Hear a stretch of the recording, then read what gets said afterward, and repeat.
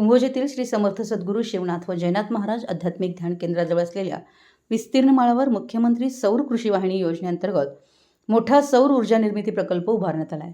कुंभोज येथील श्री समर्थ सद्गुरू शिवनाथ व जयनाथ महाराज आध्यात्मिक ध्यान केंद्रालगत गट नंबर 17-16 मध्ये सुमारे 9 हेक्टर क्षेत्रावर हा प्रकल्प असून सुमारे 18 कोटी रुपये खर्चून ही योजना सुरू आहे।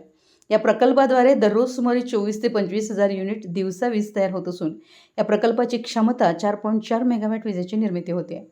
सोमवारी रात्रीच्या सुमारास संरक्षण भिंतीच्या वरील भागावर असलेले तार तोडून चोरट्यांनी या टाटा सोलर प्लांटमध्ये प्रवेश करून सोलर पॅनलची स्ट्रिंग केबलची 2 लाखाची धाडसी चोरी केली आहे।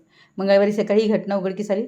यानंतर सोलरचे इंजिनियर सूरज कोळी व राजेंद्र पवार यांनी हातकणंगले पोलीस ठाण्यात अज्ञाताविरोधात गुन्हा दाखल करण्यात आला आहे। मंगळवारी दुपारी घटनास्थळी हातकणंगले पोलिसांनी येऊन पंचनामा केला आहे। कुंभोज प्रतिनिधी मराठी एस न्यूज।